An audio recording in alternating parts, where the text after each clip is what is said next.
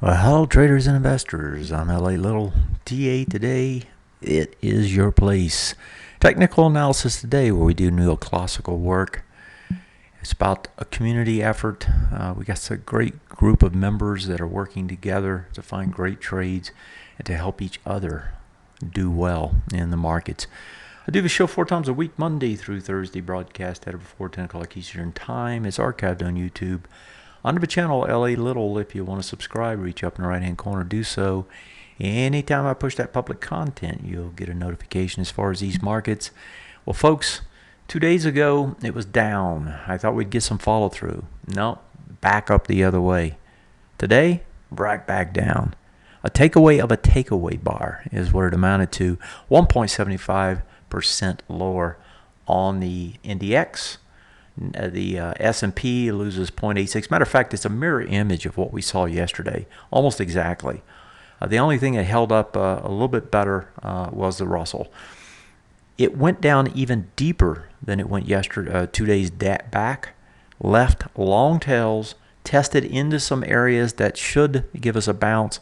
That's also true overseas on the way they look. Gold down, silver down, oil was flat, bonds down, dollar down, nothing was up except for Asia.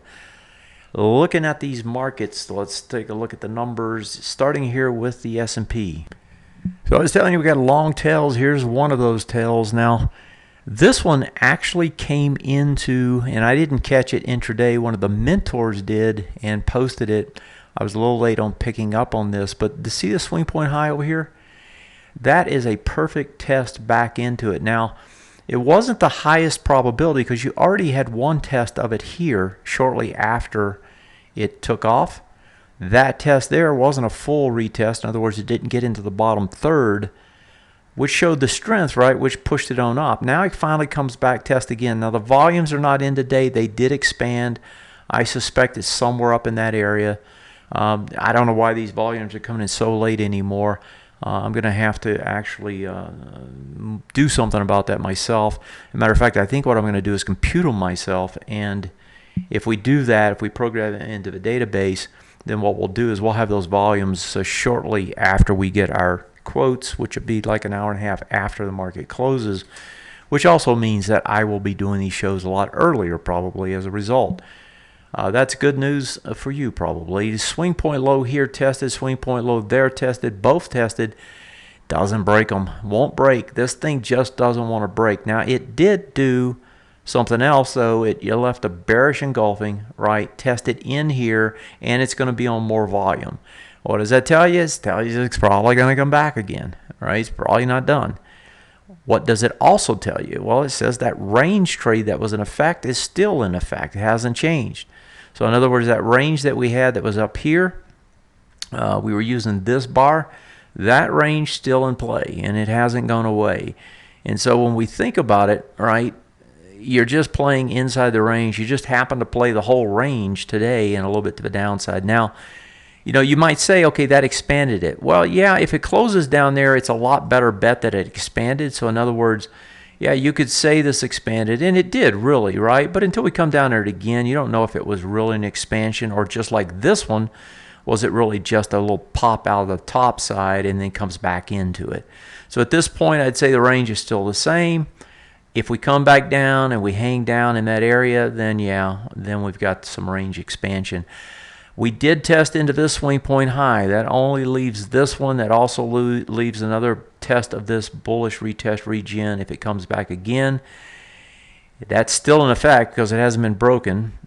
And if it does come back again, it would be the third time. Probabilities drop dramatically. Matter of fact, they're not in your favor the third time around. So next time it comes back down there, you got to be a lot more careful about whether you want to buy it or not.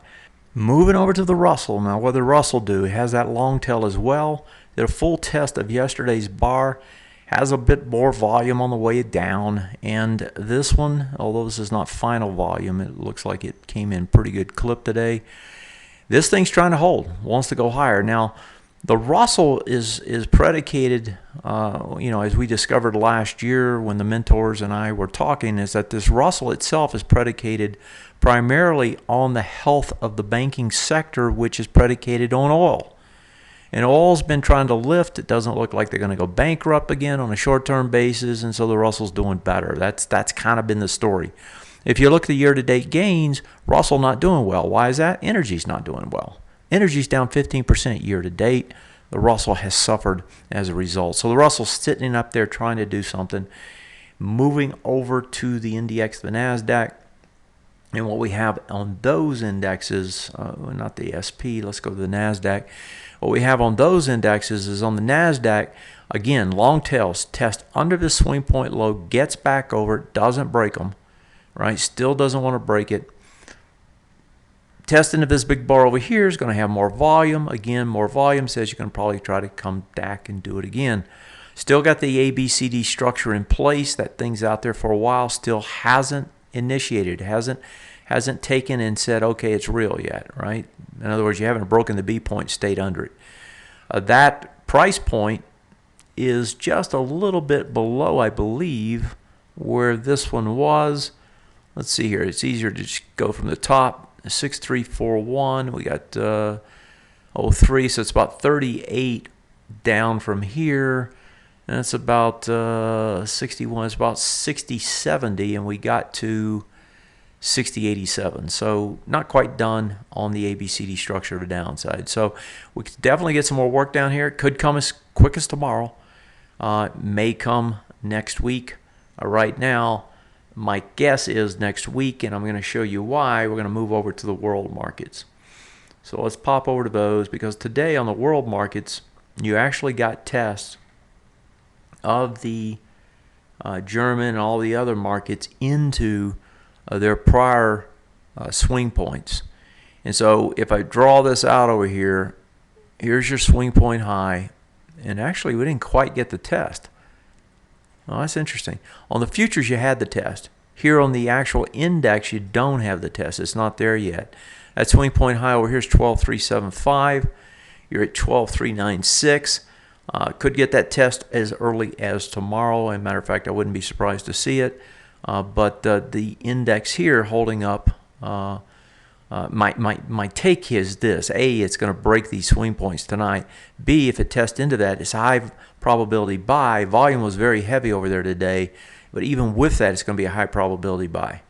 And so if you're looking for some place to park your money, might not be a bad deal, because the thing that's happening here, let's say it a different way. Dollar's under pressure because of Draghi. The market's under pressure because of Draghi.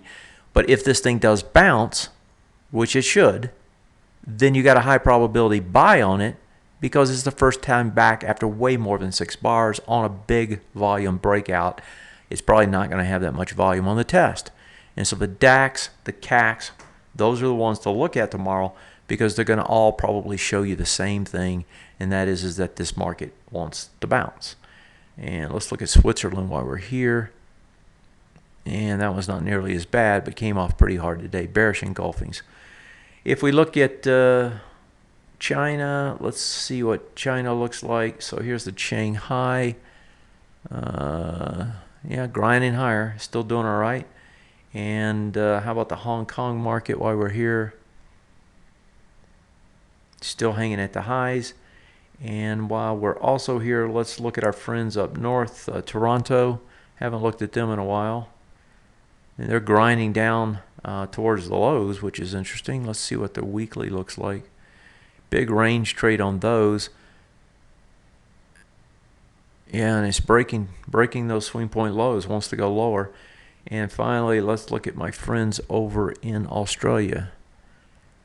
And they got a little pop up and still hanging at the highs. This one still looks okay. So around the board here, it just, the world markets aren't ready to give it up. Our markets clearly aren't. I mean, you saw a big program come in and buy it when they knocked it down. But, they're setting the stage for something longer term, in my opinion, to try and take this market a little bit deeper than it's been in quite a while. I'm going to move over and look at the dollar. It was down again today. So that dollar is going to lose. Let's get this drawn right.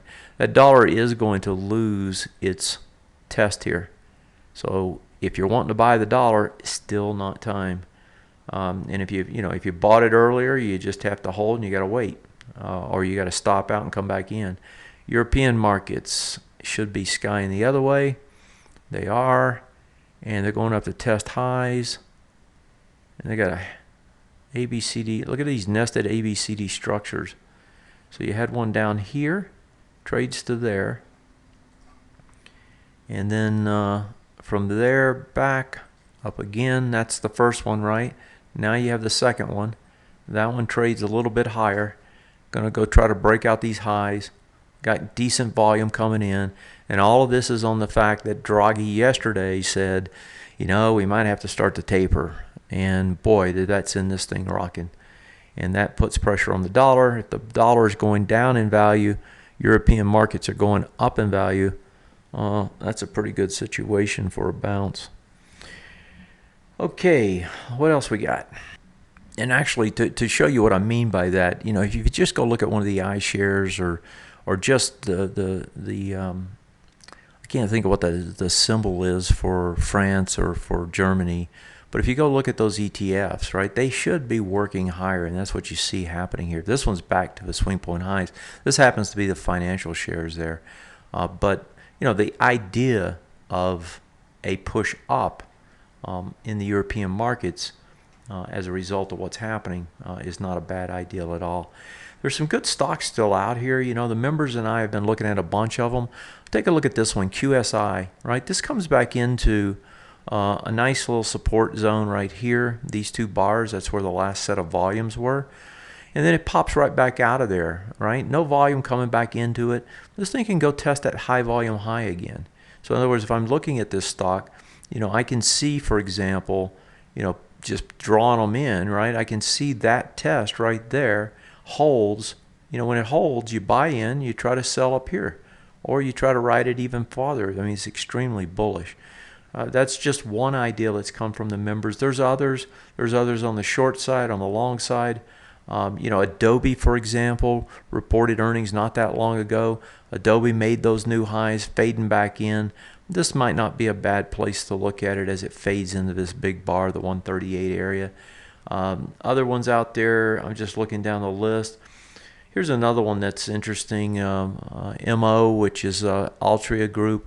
MO comes in and tests these swing point lows tonight, and it looks like it's going to break one of them. But that's another area, where one could look. There's a lot of trades because it's coming back into this big bar. Whether you buy it here, just I think all these things are trades if you're buying them. But certainly back in this area down here, swing point high on a first retest regen would be a great spot. And on and on and on. There's bunches of them. There's always trades, folks. You just have to find them. One of the things we do at TA Today is we find them, we publish them, we help others help themselves, and we help ourselves. All the mentors confer with each other, and all of us are getting great benefits out of it as a result. So maybe one of these days you might want to join the crew. It's TA Today. It is a community of like-minded investors. Those like-minded investors help each other, and if you want to know how we do it and you want to check in on it, all you got to do is just drop me an email. I'll give you some information. That email is right there. Take care. Have a great night. See you next time. Good night.